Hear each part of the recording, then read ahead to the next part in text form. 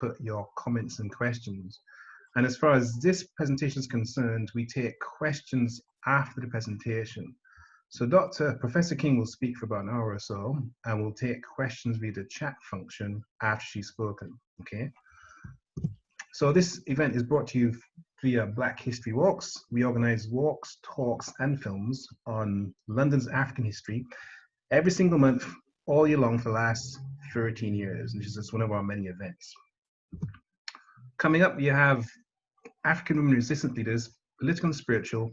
It's a course, and that's part 2 of a course, but you don't have to do part 2 to have done, you don't have to have done part 1 to do part 2. But it's looking at Black women who fought against imperialism, colonialism, racism over the last 400 years in different parts of the world.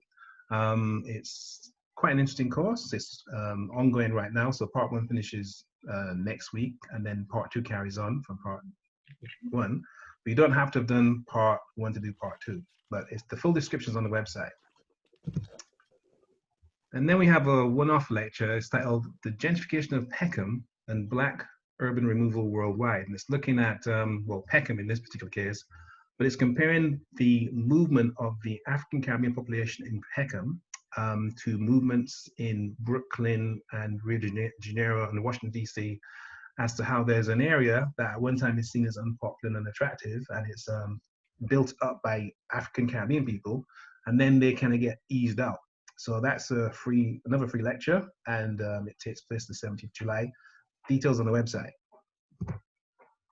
Then you got this, Economics of African Hair, Local and Global. So a couple of weeks ago, we had another Queen Nzingha lecture by Professor Laurie Tharps, and she was speaking about the history of African hair. So this is a follow-up to her first lecture, and it's looking at the economics of African hair and how it is that you have some big white corporations that are making money from a certain type of African hair.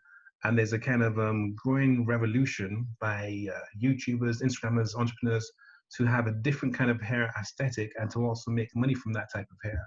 So she's going to go through the history of economics of African hair, and that is on 12th of July. She's actually from Temple University in America. And this is a local event, in fact, the speaker is local, I should say. So we have a head or ex-headmaster, and he's going to talk about racism in secondary schools, how it manifests, how it's maintained, and strategies to overcome it and fight against it. Again, full details are on our website, but that should be, or that will be, another interesting event. We first did that one about 4 or 5 years ago, and the presenter is working on his second book, and it's all about his life experience as a Black male teacher within secondary schools in London. So it's quite interesting. So as far as today's presentation is concerned, we set these Nzingha lectures up about 8 years ago because of that shocking statistic that there are hardly any, or there's nowhere near enough, Black professors in UK academia, and there's a terrible lack of Black female professors in UK academia. So we organize these Queen Nzingha lectures to give Black women the chance to speak their truth to power. So back in the days, we could actually meet people. We would get hold of a lecture theater, a venue, a cinema, etc. 200 seats, whatever it was, how big it was. And then we'd bring in a woman, a Black woman who had a particular expert knowledge, a PhD, master's, or just regular knowledge from her background. And we give them the chance to speak their truth to power to an audience that was really interested in their commentary. So this is one of these lectures. And the other group that set this lecture series up, the Nzingha lecture series, was a group called the National Association of Black Saturday Schools, headed by a guy called Nia Imara. So we've been going since 2012 as far as the lectures are concerned, and this is a list of some of the lectures we've delivered so far. So if you look at that list, you might find a few that are of interest to you personally. And like I said, we cover a variety of different topics. We can do them on a kind of fairly regular basis, and they cover areas that are neglected, ignored by the mainstream. But for each of the lectures you see there, there's another 50 or so. That's just some of them. And we always get a really decent audience and get lots of good conversations, because all these topics here relate to the African Caribbean community, and they're presented by people who have a lot of experience in this area. But who often get ignored by mainstream authorities. So today's lecture is delivered by Professor Joyce King. This is a brief introduction to her and her achievements.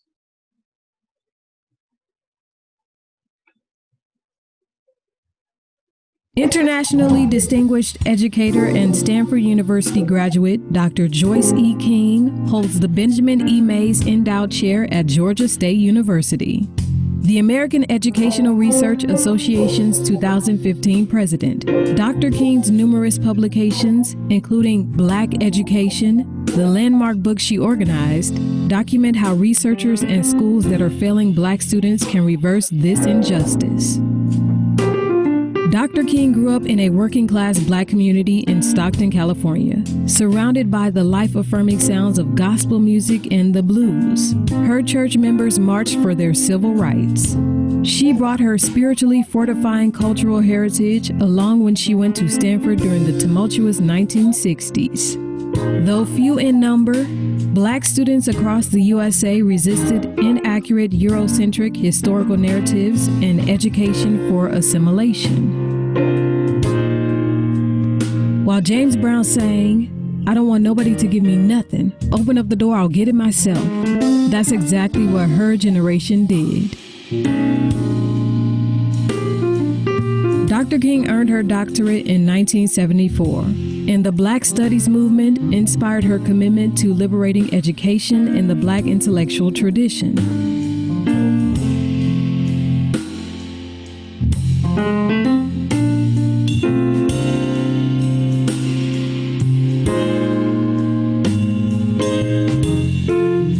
Dr. King's research and teaching in university and community settings remember students' culture and heritage knowledge, which curriculum bias erases.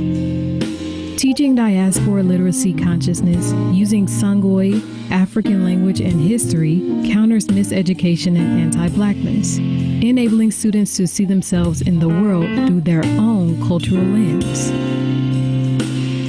Her concept of Dysconscious Racism continues to impact research and teacher preparation for racial social justice.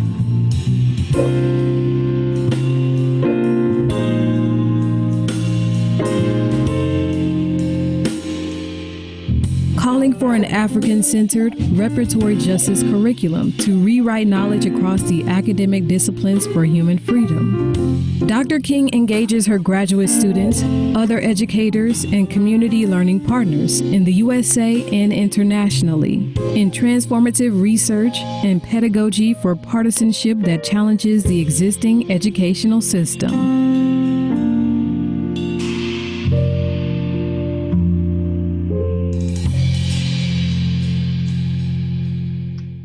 So that's a bit about Professor Joyce King.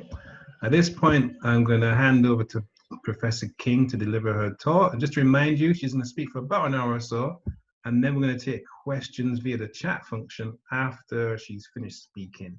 And Professor King, we can start with a bit of a joke. So can you tell our audience a bit about the joke you got from your high school students who had never heard of Stanford before?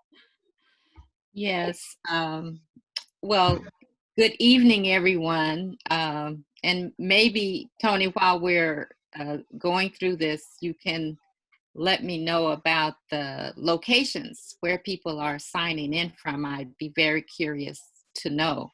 I've done a couple of online presentations that have been moderated. In fact, I've just stepped out of a 3-day online conference for teachers, and that event started with a heat map showing where people were signing in from all over the country. So I think it's important for us to affirm how we are getting connected. So hello, everyone, and thank you, Black History Walks, for having me. I feel very honored to be an Queen Nzingha lecturer. Before I tell that little joke, I'd just like to say that I've actually presented for Black History Walks once before. Did an afternoon lecture in a wonderful location. It was a hall full of people. And Tony, you may remember that I actually was in London visiting relatives and came to one of your movie screenings. It was the movie about Queen Nzinga. Oh, wow. And I was so impressed that you all had this theater full of African descent people watching a film that had such historical significance together. So here's the joke. I did this animation for a number of reasons. I'm not retired yet, but I'm looking towards moving to that next phase of my life. I've been an academic since 1972. My first tenure track appointment was in 1972. And so the opportunity came to try this new medium of communication, and I'm still seeking feedback. How does it work? Does it communicate useful information? My daughter is a high school teacher in Baltimore, Maryland, an urban school. And so they have all gone online, and she invited people from the community to come and give talks to her students. So I used the animation with 2 classes of high school students. And one of the teachers reminded me, she said, you know, we're on the East Coast and our kids probably don't know what Stanford is all about. So Stanford University, for those who may not know, is on the West Coast in Palo Alto, California. And as a matter of fact, when I went to Stanford as a student, first generation college, I thought it was a community college or a 2-year college, or what we say here is a junior college, because the official name of the university is Leland Stanford Junior University. They named the university for their son. So not everybody knows what Stanford is, but it's, I guess you could say, the Harvard of the West, or maybe they would like to say Harvard is the Stanford of the East, but the elite universities do form a kind of club. So I went to Stanford on a scholarship in 1965. And that's the joke about Stanford University. So let me share my screen, Tony, and start the formal presentation. And I'm really looking forward to the Q&A. And I encourage you to take some notes or write down something that may strike you that you'd like more clarification on, and we can have a nice exchange. And I've been online for 3 days, and so my eyes are a little tired. Let me share my screen.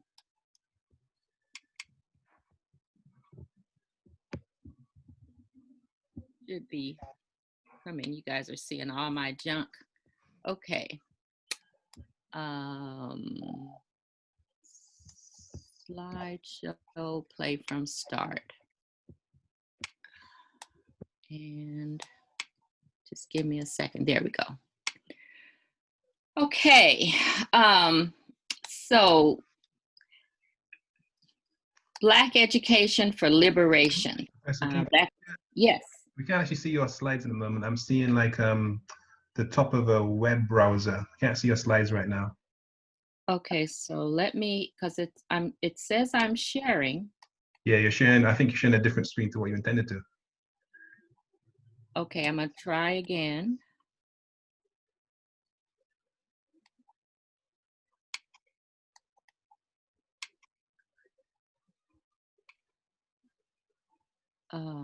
Okay, yeah, right. Okay, got it. I went to the Zoom page. How's that? Now you're talking. Okay, thank you.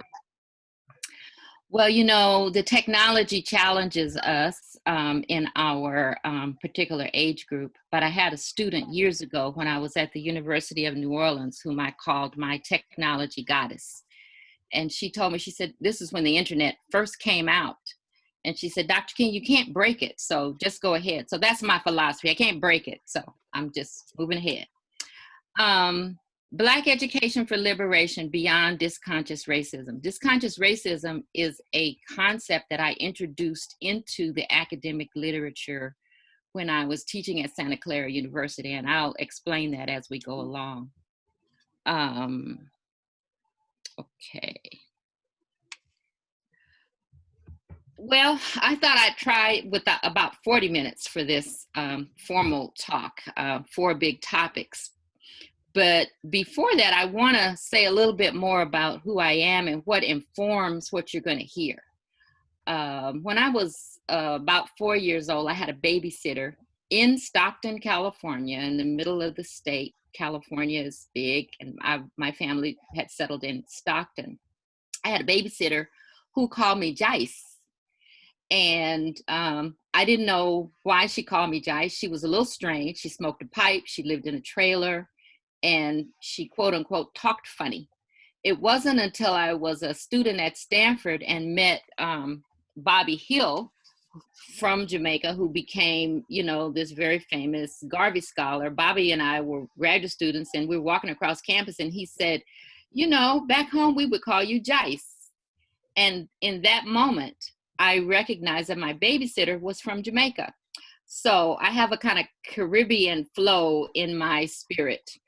I wanted you to know that my family migrated to California from Louisiana, then Oklahoma to California. So I bring that part of the Black history experience with me. I went to Stanford, as I said, as a first-generation college student. My first tenure-track appointment was at Mills College, where I was the first head of ethnic studies.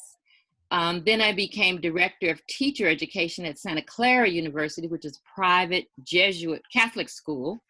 I was there for 12 years. I went to the University of New Orleans as the Associate Vice Chancellor for Academic Affairs and Diversity Programs. We have a joke here in the US. We call it the head Negro in charge. I was the highest ranking African-American woman in the administration in charge of campus diversity back in the 90s.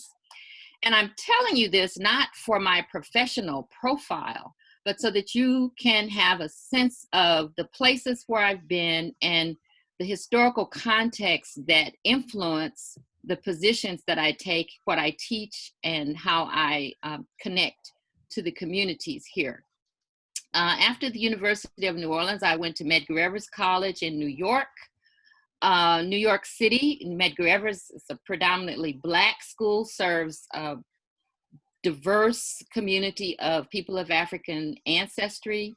Then I came to Spelman College in Atlanta, where I served as provost, and now I'm at Georgia State University, where I have an endowed chair, the Benjamin Mays Endowed Chair. Benjamin Mays was president of Morehouse College, a Black college here in Atlanta, for 27 years. He was Martin Luther King's teacher and mentor. I've had experiences in Kenya, Canada, Brazil, Mali, South Africa, New Zealand. And currently I'm developing a partnership with the community in Mobile, Alabama, Africa Town. All of these places, I'd be happy to say more to you about anything that you're interested in. Let me just give you one example of why this is important to me to share this with you. When I was in Nairobi in 1985, attending the UN Decade of Women's Conference, I met a family at the university, and they kind of adopted me, and I went home with them. I was there for the women's conference, but hooked up with these very lovely people in Nairobi, and they decided to take me to visit their grandfather. So I was with a tour group. I'm still talking about Black liberation now, for education for liberation. And the tour group had said to us, whatever you do, don't go to the neighborhood called Pumwani. I didn't know anything about Pumwani, but when the family said we were going to go visit their grandfather, guess where he lives? Pumwani. So it's a supposedly dangerous slum. You know, in every city, there's a place where they tell the tourists, don't go there. We have those places in Atlanta. Every place that I've mentioned has that neighborhood. So we go to visit the grandfather, and I'm with the mother of the family, the college student, the father who's a chaplain in the military, and a big tall guy who's a school teacher. So when we go into the grandfather's house, he asks about me, and they tell him, well, she's from the United States. And this old gentleman who's living in the most impoverished area of Nairobi starts to weep. And he says, thank God one of our daughters has come home. Don't ever feel ashamed about what has happened to you because you have a home here. Now that story, that experience has stuck with me for many, many years because the education we receive, or the miseducation we receive, divides us from our family, from our African family that has been separated. So I have experiences like that in most of the places that I've listed on this slide that I could talk about. So 4 big topics: effective teaching and teacher preparation, a transformative role for culture and heritage, Black studies, epistemology, Black studies, the knowledge that we use in Black studies and how we use that in our curriculum development and curriculum theorizing. And one of the big episodes of my life is the curriculum struggles that I've been through fighting with the state about textbooks. So I can talk about anti-African information in the schools, and we are using sometimes the term Afrophobia and our own attitudes and behaviors, and I'll give some examples of that. I'll give some quick examples of how we use African history, culture, and language, particularly the Songhoy language. I'll give an example of morally engaged community-mediated research. You know, we're told that our research should be objective and disinterested and neutral if it's going to be taken seriously as research. Well, that's a Euro-Western perspective. There are other ways to be engaged scholars, and that's the kind of work that I do. And I'll say a little bit about learning online. So I'm seeing a hand going up. I don't know, Tony, you're catching those hands? Yeah, that's fine. Just ignore that. I'll take care of it. All right. I've been in 3 different online institutes for teachers in the last 10 days, and they vary in terms of how people work the chat and how interactive they are. So thank you. All right, first topic, effective teaching and teacher preparation. This is a book that I wrote, Remembering History and Student and Teacher Learning, an Afrocentric Culturally Informed Praxis. I wrote this with a friend of mine who's passed away last couple of years, Ellen Swartz. And so this is an example of the kind of material that we produce. This book actually has chapters written by teachers talking about what they are doing for effective instruction that uses culture in a very positive and strong way. So I have a quote here from Asa Hilliard and Barbara Sizemore from 1987. And I put the date because I think it's important for us to recognize how long people have been working in this arena, and still we're confronting some of the same problems. And I teach teachers, people who are getting their master's degrees, people who are getting their doctorates. They may be school principals, they may be teachers, they may be counselors. And so I'm feeling a real urgent need to fill in the gaps in people's knowledge. Things that I lived through or that I know, the things you saw in the animated video, my students come in and they have no knowledge of that. So Asa Hilliard and Barbara Sizemore said, our children must be given the opportunity to experience appropriate cultural education, which gives them an intimate knowledge of and which honors and respects the history of our people. This is still the point of the struggle that we're having here in the United States. And this phrase, academic and cultural excellence, is something that Asa and Barbara Sizemore entered into our thinking back in the 80s to remind us that an education is not just about achieving standards or passing tests or getting into Stanford or any place else. It's about also being responsible for your community. So Dr. Gloria Ladson-Billings, a scholar who's very well known in education, she's currently now the president of the National Academy of Education, wrote an award-winning book back in the 90s called Dream Keepers. And her book was about teachers who are successful teaching African American students. And I often cite her book to explain what academic and cultural excellence means. She did a study out of school to identify teachers who were effective. But to find those teachers, she asked parents. And one of the parents told her, you can find a teacher who is successful in this school if that teacher can teach my child to hold her own in the classroom and not forget about her own in the community. So you see, that's academic and cultural excellence. And as I said, I worked in teacher education for 12 years as director of teacher education at Santa Clara University. And some of what I will be talking about in terms of teacher preparation comes from that experience. I was a director of teacher education for 12 years. I had one Black student in that 12-year period. The whole time in California, my students were European Americans for the most part. Okay. So dysconscious racism. I felt compelled to make up this word because my students would come into class and say things like, oh, Dr. King, racism and prejudice are just human nature. I'm like, well, if that's the case, we should just go home. There's nothing for us to do if it's just human nature.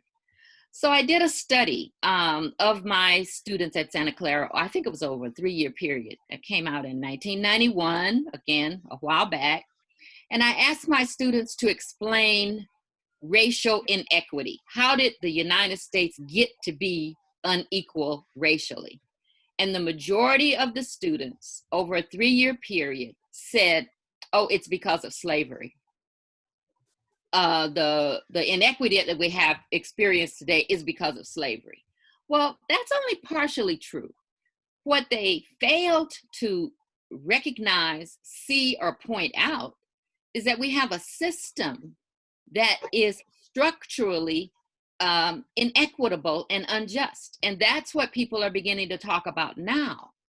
So when a teacher or a person says this is just because of slavery, that means there isn't anything you can do about it. It's just built in, it's just like this, and it'll be like that forever.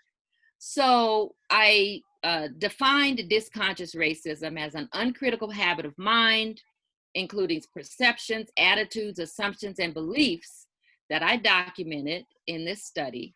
And these beliefs justify inequity and exploitation by accepting the existing order of things as given. And I also identified the source of dysconscious racism in miseducation. So now you hear very frequently people talking about implicit bias or unconscious bias.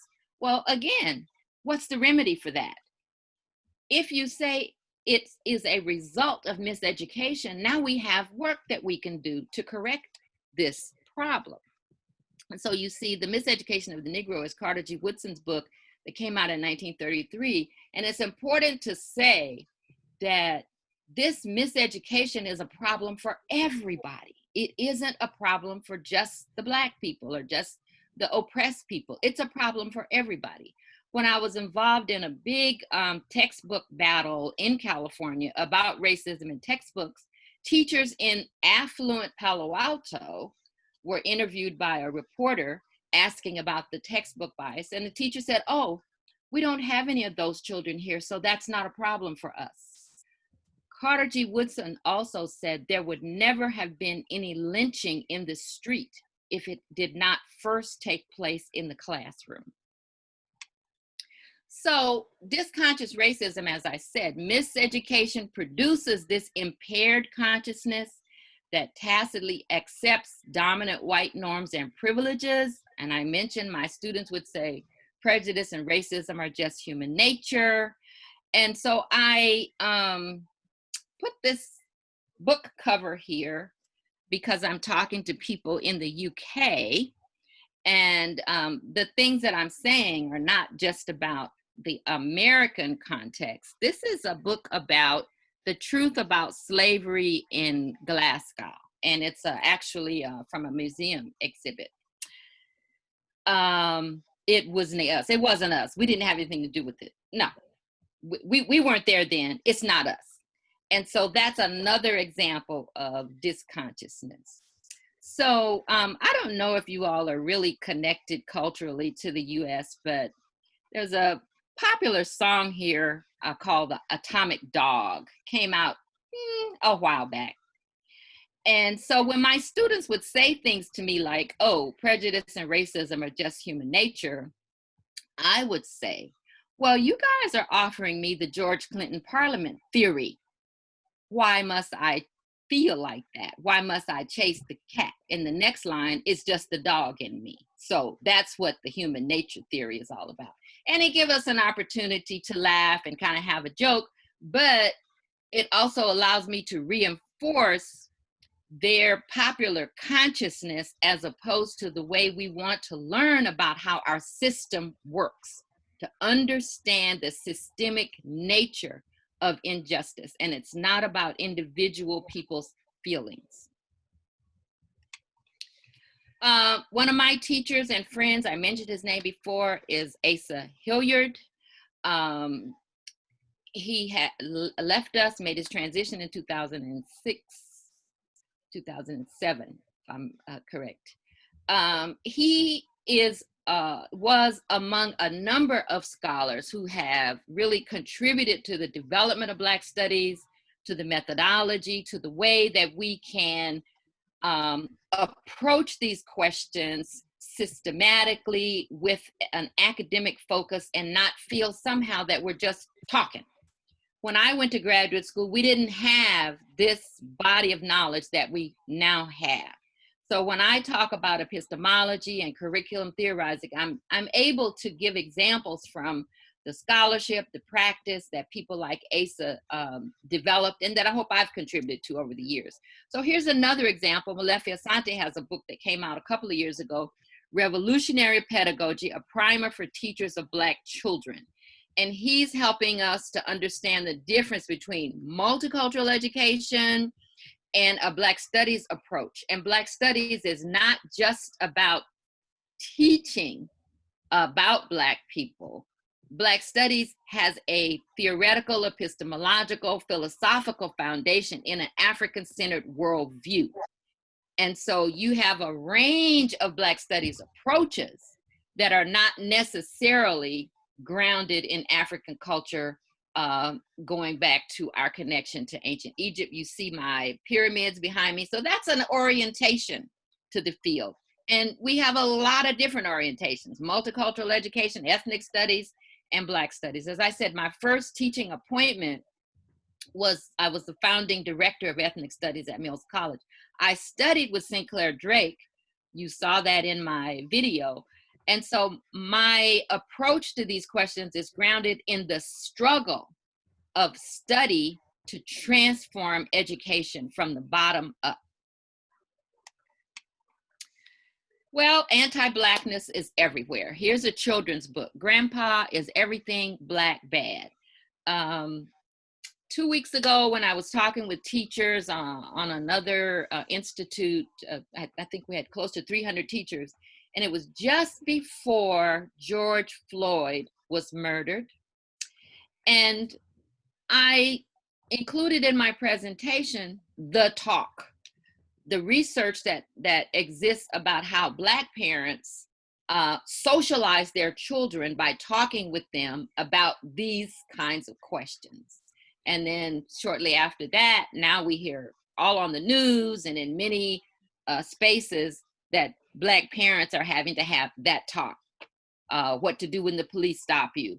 What position should your hands be? That's a US context. I don't know if you have that experience in the UK, but anti-Blackness, anti-African information is all over. We live it and breathe it, and consciousness allows us to respond and prepare our children. Sylvia Winter, whose picture you see here, is a good friend of mine. I regard her as a teacher. She came to Stanford. She's a Jamaican.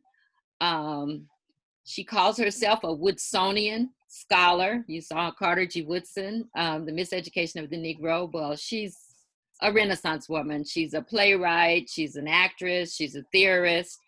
And I really gained a lot from her very, very profound theorizing and writing. So one of the examples of anti-Blackness in school is what we're taught about slavery. Doesn't matter where I am, if I'm talking with educators or just people in general, if I ask them, have you heard that Africans were selling their own brothers and sisters into slavery? Never fails. People say yes, they heard that. That is the kind of damaging, partial information that is systematically taught that distorts actual historical, the historical process. And just a brief way of thinking about that, Sylvia has written about some of this, and she says, there were no Africans then. Well, what does that mean? It means that the consciousness and the identity of those people, our ancestors, they did not see themselves as Africans. They did not see themselves, quote unquote, selling their own brothers and sisters. But when you start the curriculum question there, you have foreclosed the actual analysis that you need to do. Why were the Europeans there in the first place? To even buy anybody? What was happening with the wars that they fomented that set people against each other and made it almost a question of survival to sell? But even deeper than that, there were cultural concepts in the African mind that were not the same as what was in the European mind. And unless we delve deeply into that, we're using a very dangerous misrepresentation of the historical record. So we can talk a little bit more about that, but I just pick this as another example of the anti-African information that is so prevalent. So here's another example, and I'm using this content to lead to the next topic, which is community-mediated research. I think that's what's, yeah, okay. So when I was growing up, and I don't know, again, about the UK context, you may have some other examples that you can share with me. If a person said, if a child said to another child, ain't your mama black? Ain't your mama on the pancake box? Those were fighting words. So just this morning, the company that owns the Aunt Jemima brand of pancake baking mix has decided that they are going to retire this brand because it's stereotype based. So I'm going to show you a news clip from this morning about Aunt Jemima, and then I'm going to talk about how I have used Aunt Jemima in my own community-based research.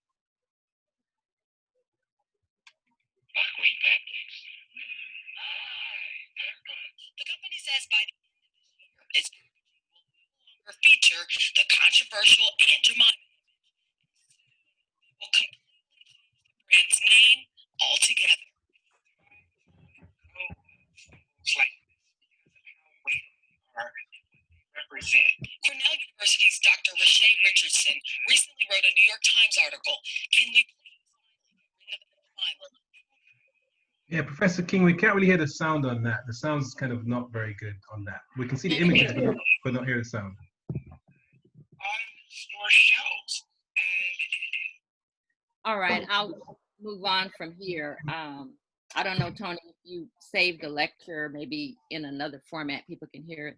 This is a professor from Cornell University, and she's saying that this brand image of Aunt Jemima on the pancake mix originated from a stereotypical image of Black women, and that is true. So with the clip also shows the protests that are going on in the street. So there are a number of corporations that are trying to respond to what's happening socially, and They're making donations. They're sort of saying, we need to change and do something to stop this racism. And so this is an example. But there's another story about Aunt Jemima that I'd like to share with you. This is on the left, that's the old image of Aunt Jemima. And so this company, a few years back, decided that they would update the image. And so they took off the headscarf, they gave her a nice permanent curly hair and pearl earrings to update the image, but they still kept the image. So on the far right, you see an artist representation of Aunt Jemima. This is an image produced by the artist Michael Ray Charles. And so she's represented as a powerful woman and the spirit of freedom. In the center, that is an artist representation of Tante Adbaraya Toya, who was a Haitian revolutionary warrior. So I have used Aunt Jemima as a point of departure to awaken our consciousness about our history and heritage. Given the negativity of the stereotype, I convened a group of Black women years ago, and I had a grant from the World Council of Churches, and we began to talk about women's power. And opposite to the stereotype, how do we see ourselves as powerful women? And my mother was in the group. And so after the women left, my mother said, oh, you know, talking about these powerful women just reminds me of those women in our neighborhood when we were coming up who were so powerful, they could go down and get somebody out of jail just on their word. She said, but you know, we couldn't call them Mrs. because Mrs. was only reserved for white women. So we were calling them Aunt. Now, just stick with me here for a minute. Remember, Aunt Jemima on the pancake box, Aunt Jemima Black. So when I heard my mother say that the aunt in the community was powerful and respected, it was mind-blowing for me. Of course, aunt, tanti in the African community is like mother. It doesn't have that negative connotation.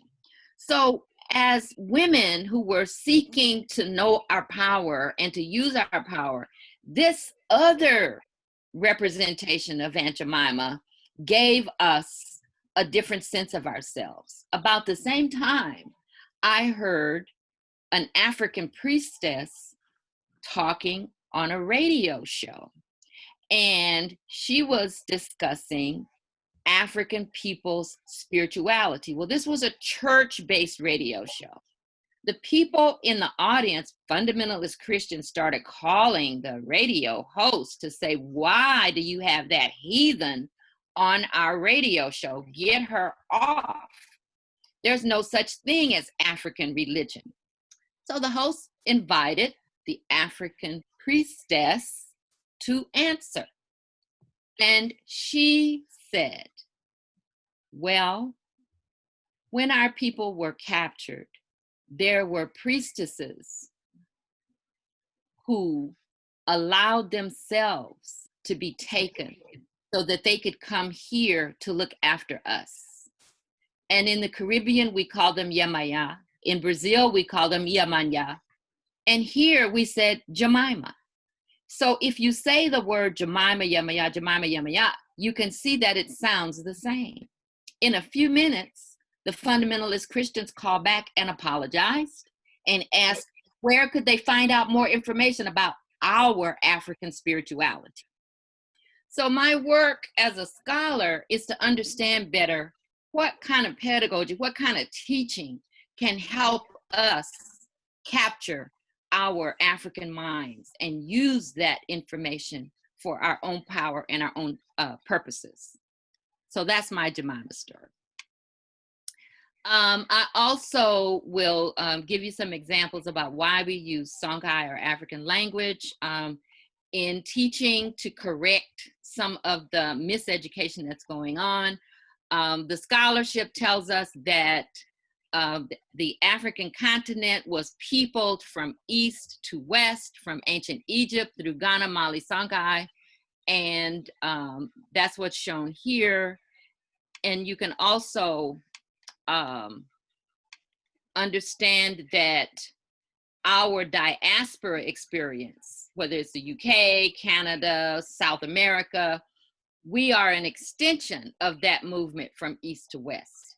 And the Songhay Empire, which is shown here, was the last great classical African civilization, which achieved many, many things that we can be proud of and that we can relate to if we learn about it in school.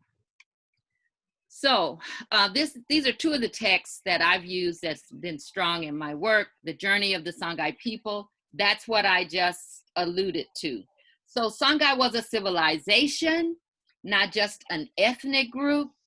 The same way you have the British Empire or the American Empire, the Songhay was a civilization that covered the area of 10 modern African states. You saw that in the map, many different ethnicities, but our ancestors came, many of us can say that our ancestors came from that empire. So we can identify as continuing that journey.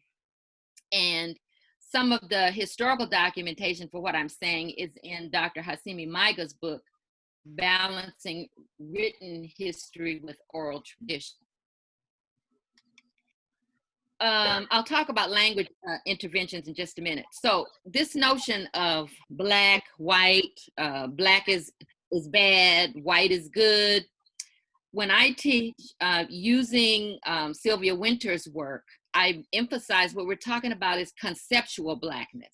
This is going back to now effective teaching, preparing teachers to really develop a different kind of consciousness. This distinction between black and white occurs in many languages. But we discovered that in the Songhay language, blackness is always positive. So the Songhay people say black sun, black water, black earth, the black word. And we discovered this. We didn't read about it in a book, we discovered it. And so it becomes a very powerful tool to intervene in this anti-blackness when people can understand, you mean there's a place in the world that doesn't operate out of this worldview? Online teaching, that's what we're doing right now. Congratulations, Black History Walk, for doing such a powerful service to our community for 13 years. That is just fabulous. I'm thinking that we need some researchers to start looking at what is the impact of what you're doing online. This is an example of some of the work that I'm doing with my Songhoy Princess Club, which I'll say a little bit more about in a minute. These are some images of a young artist who is using what's called digital novels. I think it's a fancy way to say comic books, but he's using digital novels to teach science with online resources. And we're working now to develop the Songhoy Princess Club online. And these young ladies are saying, we are from the future, bringing back the forever free spirit of Aunt Jemima, the Aunt Jemima that I told you about. Just an image of Songhoy women. I took this picture in Mali. These are women leaders, and the hair dress that you see, and I saw that you had a person talking about hair and hairstyles and all of that. We just had a lecture on African hair in the Teacher Institute that just left this morning. So these beads can be read like a text. You can know how many children the women have, if they are married. All these women are married, they are women leaders, but there are different hairstyles for different age groups. This is a young girl. And so these values, these practices that recognize who we are and how we socialize males and females throughout the life course, that is a part of what we study and how we use that part of our heritage for our education. So the pedagogical framework that I use, my team has developed for the Songhoy Princess Club, is from the Nile to the Niger to the neighborhood. And we start with Kemet and Ma'at talking about Guatemala and Songhoy. This is an image of Sunny Ali Bear, the founding emperor of Songhoy. If you are a historian and you read the historical record, one image of Sunny Ali Bear is of a bloodthirsty tyrant, but other scholars have come along and said, well, wait a minute. He was the one who was trying to end slavery, like Queen Nzingha. So there's an ideological reason for why he's represented the way he is in the scholarly record, and we help students to understand that. This is an artistic representation of the women you just saw. And the last image there is a woman named Mary Ellen Pleasant. She lived in San Francisco. She's known as the mother of the civil rights movement. And when we did a Songhoy Princess Club in the San Francisco Bay Area, we took the girls on a Black History tour of San Francisco, much like what Black History Walks does. And we visited the site of her residence. She was a very powerful woman. To minimize her power, they called her Mammy. And she was vilified and lies were told about her. But if we understood who she was, we would see that she was a mother of the civil rights movement. She launched a suit against segregated streetcars in San Francisco in her day. So this was what the girls reported from their experience with our club. We've been working on our academic and critical thinking skills as we travel through time to research and learn about our heritage. Using computers and video cameras, we produce original musical compositions and digital stories. We are descendants of kings and queens and everyday people who built rich civilizations and communities from Africa to the Americas. So let me just make a little footnote here. It's not really in my slides, but I want to tell you this because something that I learned. So I used to hear when I was a child that if your second toe was as long as your big toe, your first toe, that means you came from royalty. So I don't want everybody to take their shoes off and go looking right now, but you might check a little later. So my second toe is not as long as my big toe. If I put my camera down here, you could see that I have a short second toe. So I was a little bit concerned about, well, gee whiz, am I not good enough? So one of the things we want to make sure of is that we don't perpetuate a kind of hierarchical notion of who we are as a people. It takes people from all walks of life to make a civilization. And that is what we teach. It's not just about being kings and queens.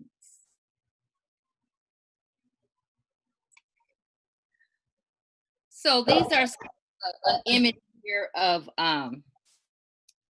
one of our princess girls wearing the beads that we constructed for them. And that is our motto, moving cool in our African beauty. And you see a Songhoy girl of today wearing those same beads.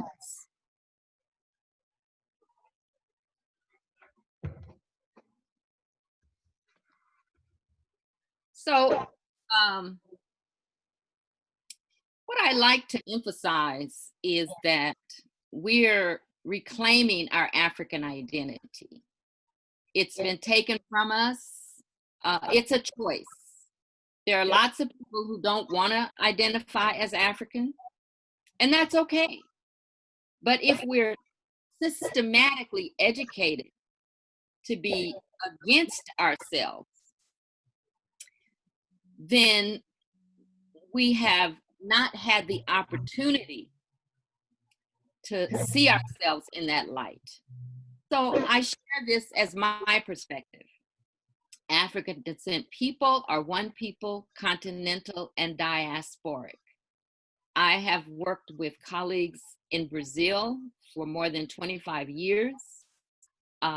Before they had the national holiday for Zumbi, I was there. I gave a workshop for parents in a neighborhood back in the early 90s.